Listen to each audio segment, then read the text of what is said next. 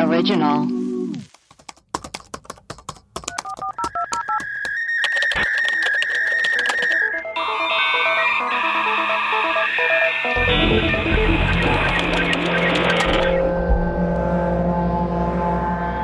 Hello and welcome to Web Crawlers mini episodes. This week we are telling you all about different kinds of cryptids. And today we are going to be talking about the Jersey Devil. And no, it is not Bruce Springsteen. Or Bruce Willis. Or Bruce Willis. Is Bruce Willis from Jersey? Hell yeah, he is. Whoa, he's hot. First things first, we have some new reviews. Melissa, what are they? We have one review from ANMLXNG that says butthole is a subject. It says, I love Maria, Allie, and Marissa. Boing. Amazing. One's from X Leggy. Subject is duh. Review is mushrooms. ... Accurate. I won't fight it. This one's from Ballin Labs.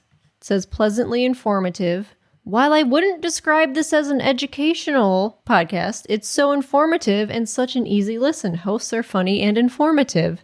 Thank you. Darn tootin'. A reminder, if you leave us a 5-star review, we will read it on the podcast and also be forever in your debt. We also have an email from Kay. Melissa, what does that one say? What did Kay have to say? Kay says, hey ladies, it's Kay again. I was listening to the mini-sode where you're talking about LaCroix dehydrating you. It reminded me of a small conspiracy theory black hole I fell into on YouTube yesterday about how Dasani has a bunch of chemicals that dry out your mouth and dehydrate you. It's also super acidic. It's made by Coke, and if you think about sports games, movie theaters, music festivals, you can only find Dasani, which is designed to make you thirstier. And it's like way too fucking expensive, especially considering it's just tap water with chemicals added in. Wow. Also, happy birthday, Maria. Thanks for the excellent content. Keep on getting into it, Kay. That's nice. Yeah, Dasani is in movie theaters. That's crazy.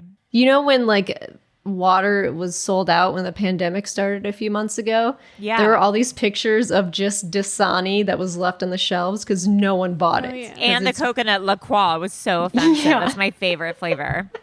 Yeah, Dasani is gross. Yeah, it is really gross. We also have an email from Kirsten. What does it say? It says, have you fabulous ladies any interest in covering the California cult, the Source Family? We do. Led by Allie's next crush, Father Yod. They were a hippie yoga cult that thrived in the 60s and 70s until Father Yod died in an accident. Or was it murder? There's a great documentary about them called The Source Family from 2012. I highly recommend it. If Allie thought stanky boy Rasputin was hot, she's going to lose her shit over Father Yod. Love Kirsten. Yeah, we're going to do an episode on that. Yeah, we are. I think they also had a restaurant. Didn't they have like a restaurant on Sunset? Yes, they did. Right on the Sunset Strip. Yeah. So yeah, we'll definitely do an episode on that. Yeah. Thank you for suggesting it. Okay, so today we are going to talk about the Jersey Devil. We've mentioned it before in our Mothman episode, but today we are really going to get into it, as we say around here. Are you guys gonna play your voicemails? Yeah. Yeah. I just got a new one too. Here's the first voicemail. Hello, my creepy little web crawlers. I am a big fan of the show and also a big fan of the big one. Thanks. Amanda and Maria answered a question that I sent into them a few months ago about me sharing my tiny towels and my Wi-Fi with my sister. So, hi, Maria. I remember. They said I sounded very spirited, which is probably the nicest way anyone has ever said that I sound batshit crazy. But anyway, like I told the big ones already, my day job is being a mortician. Oh my God, yes. So I always have plenty of crazy, gnarly, gory stories to tell. But you know what I never have any stories about? Ghosts. I've never had a haunting or even heard a peep from any of the dead people. And I'm like, oh, guys, like, I totally want to see a ghost. Like, that would be so rad. But aside from not really, like, believing in a soul or the afterlife or anything spiritual, my theory is that since most of the people I take care of in the funeral home are elderly, And their deaths are usually not from any like crazy or particularly traumatic causes. Having a mortuary that's filled with ghosts would probably just feel a lot like hanging out in a nursing home. So yeah, not particularly spooky. But yeah, anyway, so that's just a little food for thought for you guys. I'd be curious to hear your opinions on why horror movies always make old people seem so scary. Why do they do that? Why do they do that? Hanging out, they're people. Yeah, so that's it. Thank you. And I love you guys. And I would like a glass of milk. Milk. That's what I say. Okay. Milk. Bye. Milk. Bye. Thank you. Milk. Yeah, why are old people always depicted as scary? I don't know. That's rude. It's ageism. Yeah, maybe because they're so close to death. They're really close to the light. Yeah. Huh. Being a mortician must be fucking weird as hell. I cannot even. You have to we should have her on and just talk about what she Yeah. just like drain bodies and stuff. Remember when Kim Kardashian wanted to be a mortician? Oh She's my wanted to God. be everything. A lawyer, a private and investigator. She does it. That's true. Is she a reaches for lawyer? the stars. She's on her way. I think she's Okay. taking her LSAT or whatever. We have another voicemail. Hello, I have left one message before.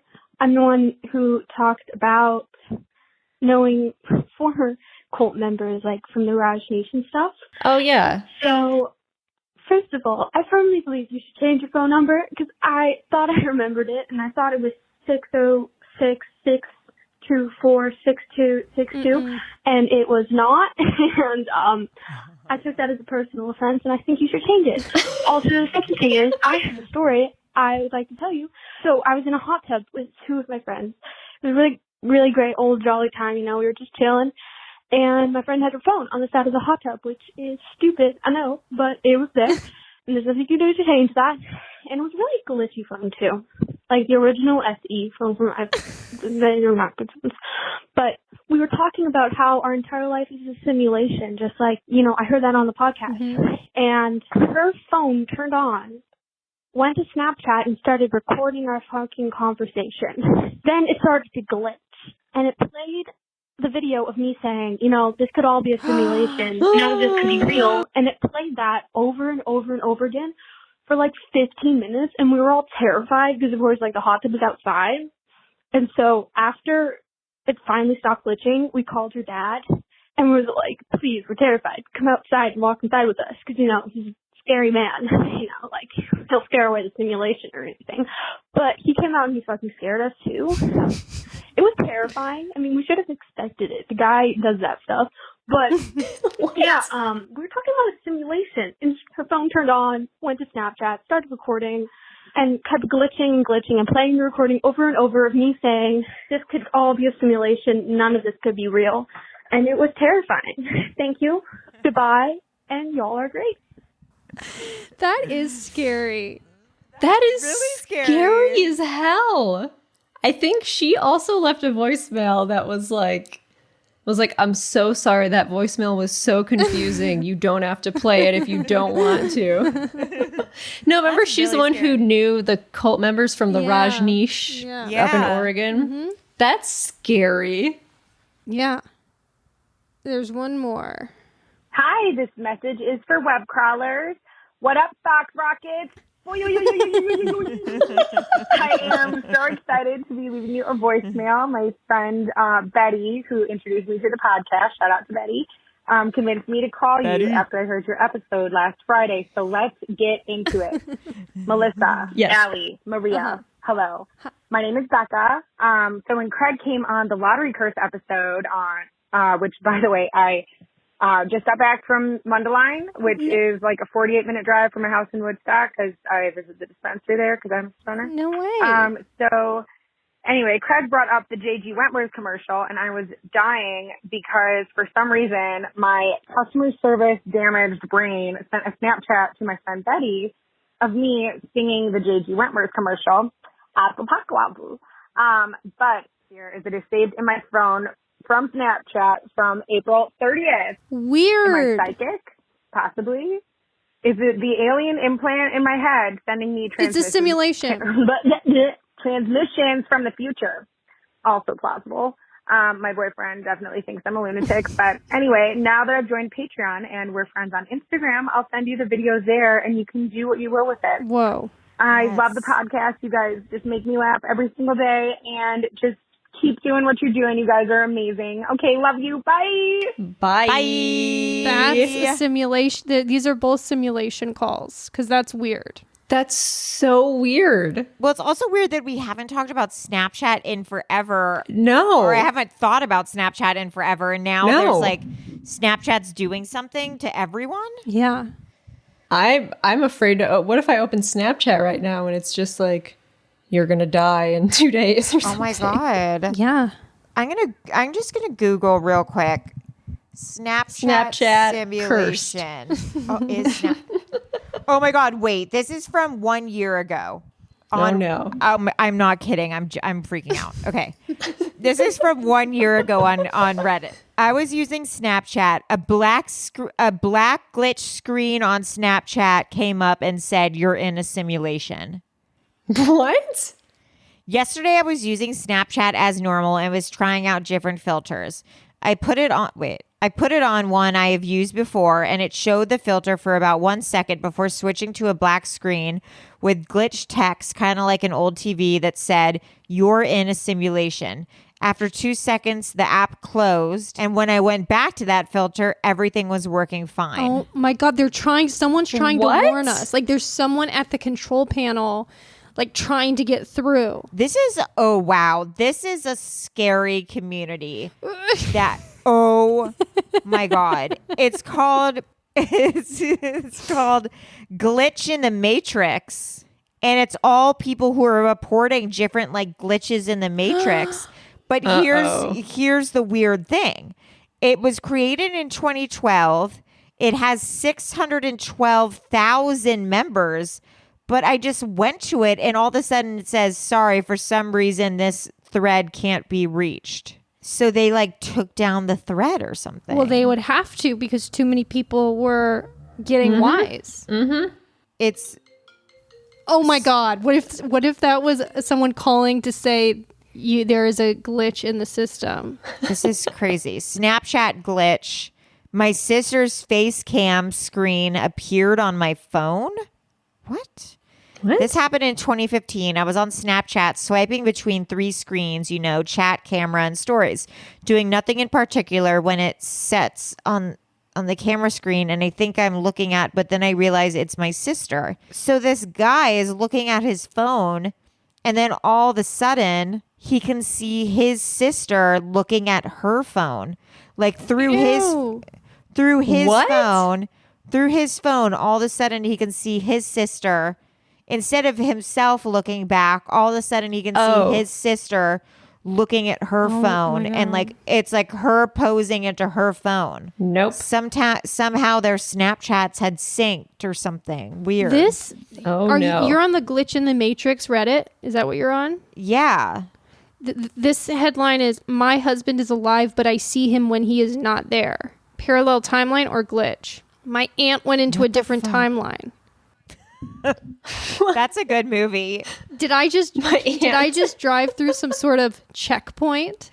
A man disappeared in front of me. Yeah, my dad and his friends might have entered a parallel universe or different timeline. Air purifier ran all night, but wasn't plugged in. Oh, that's fucked up. We got to read this. Okay, wait. Here's my aunt went into a different timeline. I remember my aunt telling me this story and I can never forget it. These happened in my aunt's family compound. Okay, she lived on a compound in the outskirts of the city. After their family festivities of Christmas Eve, my aunt went asleep. When she suddenly woke up, she noticed how there seemed to be another celebration. She went out to check it out. Their supposedly calm yard was filled with bright lights, some lanterns and trees, and Victorian decorations. It was like walking into a party. The men and women alike were wearing period attires and dresses as if it were another time. She couldn't believe it as well. I can't clearly remember how she got back, but if I recall correctly, with a few blinks of her eyes, the once festive yard was again calm, dark, and finally recognizable, as if everything was a trick of the eye. Not sure if it helps, but my aunt is quite inclined to this stuff. I remember one time we went to my other aunt's house and a fortune teller came. We all sat on the round table and she could clearly feel one of us had a gift. I always knew my dad's side had these kinds of things, but hopefully I'm all clear. Okay, but I mean, like, that feels like a dream. Yeah. Wow. When things happen like during nighttime, Yeah. I'm always like, it was a dream. This one, I sold a book on eBay. 10 years later, I found it while on vacation. Oh, that's crazy. Listen to this. Many years ago, I took a photo with my mom's digital camera, and when I previewed the photo, it had an image of me holding the camera. This is my absolute favorite thread. Teleporting earrings. No. All right. Wait, did you see that news story today about NASA discovering parallel universes? Yes.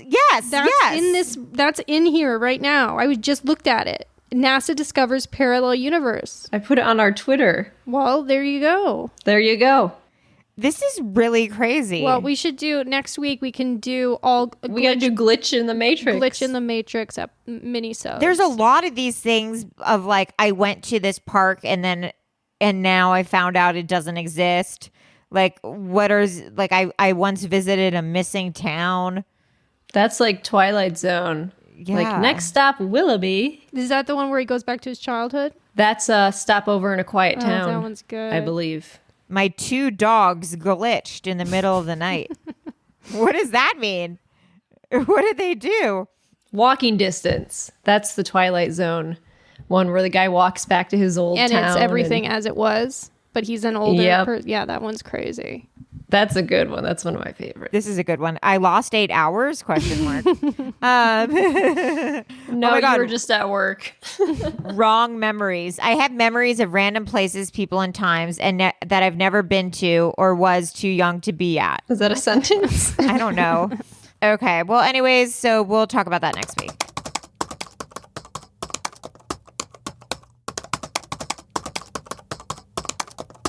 Today we're going to talk about the Jersey Devil. Melissa, tell us a little bit about the Jersey Devil, which now I feel like is so much less interesting than this other thread. Well, the origin story of the Jersey Devil. It's one of the oldest monster stories in the U.S. That's exciting. Yeah. So the origin story in 1735, As I stay on this Reddit thread while you talk. Jane Leeds, aka Mother Leeds, who's a resident of Pine Barrens area of New Jersey, was about to go in labor with her 13th child. Jeez. Already an evil number. Yeah. So rumors had gone around that Leeds was involved with witchcraft and had spoken about giving birth to a devil. Ooh. She gave birth in a room of women who had gathered in part to help her, but also in part to see what the hell was going to happen with this devil birth child situation. Jeez. The baby apparently arrived appearing normal, but then the baby grew and transformed into a shape taller than a man, Whoa. then into a beast resembling a dragon with a head like a horse, a snake-like body, and bat wings. Oh my God. The beast attacked everyone with a thrashing tail and then flew up the chimney and out into the stormy night. Ooh. The monster of Leeds, later known as the Jersey Devil, had arrived. Dun, dun, dun. But then there's the origin of this origin story. Ooh. So according to research done by professor and historian Brian Regal, the whole story originates from a Salamanca publisher, Daniel Leeds, who arrived to the New Jersey area from England in the late 1600s. He was a Quaker, and he was ostracized by the community for being too pagan, relying on astrology. So he continued to publish almanacs and push his ideology, despite being at odds with others around him, including founding father Benjamin Franklin, who had entered into the almanac trading game. So one of Leeds' almanacs included a picture of a creature that strongly resembles the modern day rendering of the Jersey Devil. Huh. And so he makes the case that this was the actual origin of the Jersey Devil. Interesting. So it's often described as a flying biped with hooves. Bipedal. Bipedal, but there are many variations.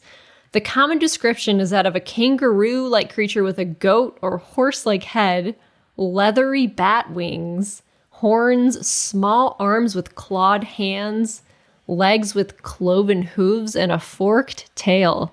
It's been reported to move quickly and is often described as emitting a high-pitched, blood-curdling scream. Yikes. There have been a lot of notable sightings of the Jersey Devil. In 1812, Napoleon Bonaparte's older brother Joseph claims he saw the Jersey Devil while hunting near Bordentown. In 1927, a taxi driver in Salem City told police that a winged creature was pounding the roof of his car while he changed a tire. Yeah. In 1972, Mary Ritzer Christensen said that while driving, she had seen a towering figure with thick haunches and a huge woolly head. It apparently gave her the heebie-jeebies. In 1980, Wharton State Forest Chief Ranger Alan McFarland saw a pack of wild pigs that had been killed. The backs of their heads were eaten and their bodies were scratched and torn, but there were no tracks surrounding the scene. Suspect? Yeah. You had it right. The Jersey Devil. In 1993, Forest Ranger John Irwin sees a 6-foot-tall figure with horns and matted black fur while driving near the Mullica River. Is that supposed to say river? Good question. He was driving near somewhere. In 2015, Dave Black was driving past a golf course at night when he saw what appeared to be a llama. And then spread out leathery wings and flew off over the golf course. And he had some photographic evidence of this sighting. And it is the most insane picture you'll ever see that we'll post. It is like the most fake looking weird ass shit of all time. It's like a flying dog horse that has wings. It looks like a piñata. It is like truly stupid. Funny. It's pretty funny. Some explanations. Skeptics believe that the Jersey Devil is nothing more than a creative manifestation of the early English settlers, like boogeyman stories created and told by bored Pine Barren residents. Mm-hmm. Also, the byproduct of the local disdain for the Leeds family and rumors from negative perceptions of the local rural population of the Pine Barren, known as the Pineys. Pine Barrens, aka the Pineys, have a frightening reputation which may have contributed to the Jersey Devil legend. Historically, the Pine Barrens were considered inhospitable land and full of gangs of highwaymen. Politically disdained loyalist origins, known as the Pine Robbers, were known to rob and attack travelers passing through the Barrens. During the 1700s and 1800s, residents of the Pine Barrens were looked at as the dredges of society: poor farmers, fugitives, poachers, moonshiners, runaway slaves, and deserting soldiers. Yeah, so people think the Jersey Devil comes from people just really not liking these Pineys, these people in this area. I get it, man. Yeah, so the Pineys were demonized and vilified after 2 eugenics studies during the early 20th century, which depicted Pineys as congenital idiots and criminals, as seen in the research performed on the Kallikak family by Henry H. Goddard, which is now considered biased or inaccurate and most likely falsified. Yes, of course, because eugenics is a terrible, not real thing. Yeah. So Jeff Brunner of the Humane Society of New Jersey thinks the sandhill crane is the basis of the Jersey Devil stories, which is what we thought the Mothman could be. Yeah, how weird. Medical sociologist Robert E. Bartholomew said the sightings and the public panic were a classic example of mass hysteria begun by an urban legend. Yeah. Which is kind of what... similar to the Mothman. Yeah.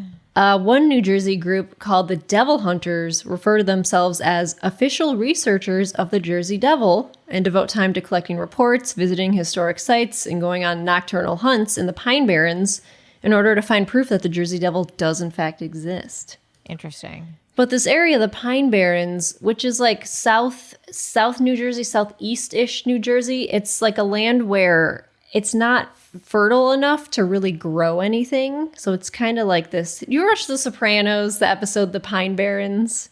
I actually have never seen a single episode of The Sopranos. Oh my God. Is it great? It's the greatest television show. If it aired right now, it would win all of the awards. Maria, do It you is like The Sopranos? so good. My family loves The Sopranos. They used to watch it every night. I've only seen the first couple seasons, but it's really great. It's so wonderful good. It's so good. television show. But there's this episode where Christopher and Paulie, they go to bury a body in the Pine Barrens because there's like nothing there, but they get stuck there overnight. They get lost in the Pine Barrens. Oh, interesting. Great show. If you haven't heard of it, check it out. Check it out. So the Pine Barrens have a couple legends associated with it. The ghost of the pirate Captain Kidd, who supposedly buried treasure in the Pine Barrens. Oh, wow. And is sometimes allegedly seen in the company of the Jersey Devil. And then there's the ghost of the golden-haired girl, who's the spirit of a girl who's said to be staring out into the sea, dressed in white, mourning the loss of her lover at sea. That's and me. Then there's the white stag, a ghostly white deer said to rescue travelers in the Barrens from danger. There's also some folk tales about the Blue Hole, which is an unusually clear blue and rounded body of water located in the Pine Barrens. Parents would tell their kids not to swim in there because they said that's where the Jersey Devil lives. Interesting. What are Yeah. these Fresno night crawlers? Oh yeah, someone on Twitter was like, check out the Fresno night crawlers. While you're searching that, I'm going to read one more glitch in the Matrix thing because this is crazy. Okay, the title is "My Microwave Teleported My Lunch." No. This happened a few years ago. I have 2 microwaves in my kitchen. One microwave is situated directly above my stove, while the other is at the end of the kitchen counter next to the breakfast nook. Why do you have 2 microwaves? I don't know. That's a lot of radiation. The second microwave was supposed to be temporary because the first microwave had broken down, but was eventually replaced. Okay. I didn't bother to remove the second microwave. Thank you. He heard your question and answered. Anyways, I drove home during my lunch break as my workplace is only a few miles away.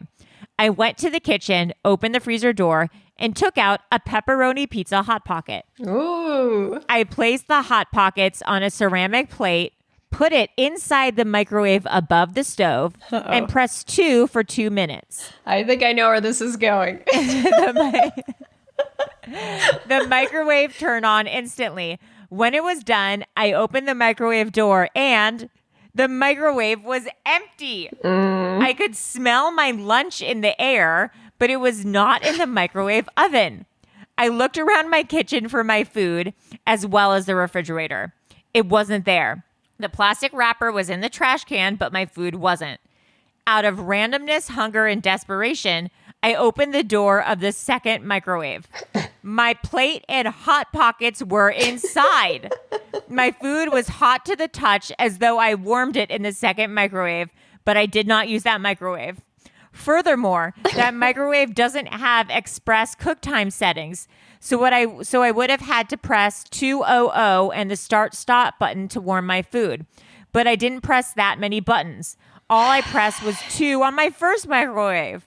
Oh, boy. His Hot Pocket transported from one microwave to another. You know, a crazy thing happened to me like a few months ago. I can't remember if I told you this, but I feel like I lost a couple minutes of my life. What happened?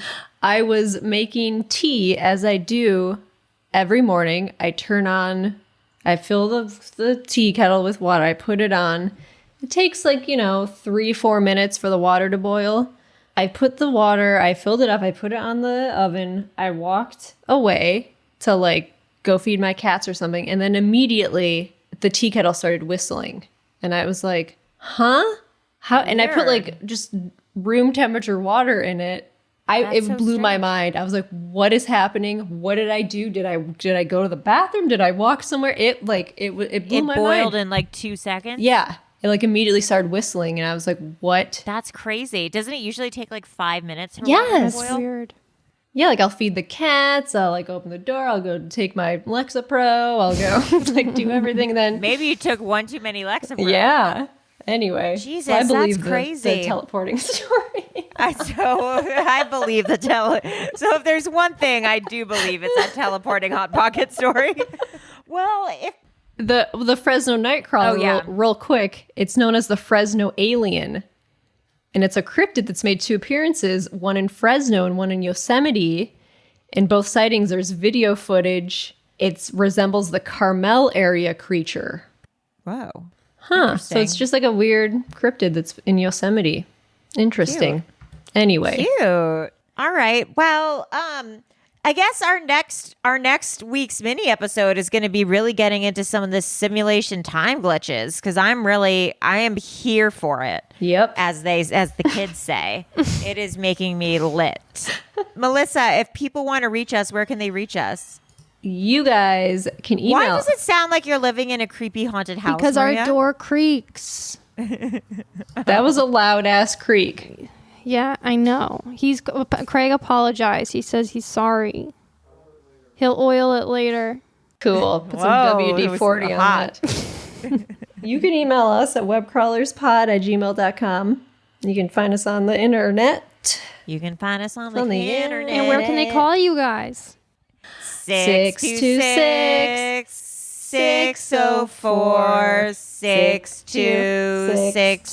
626-604-6262. That's great. Erios.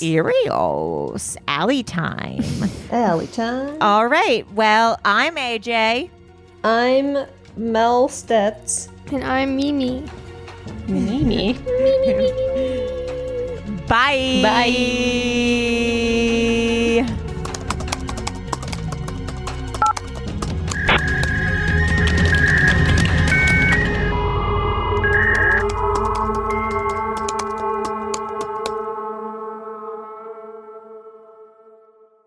An Erios original. Powered by ACAST.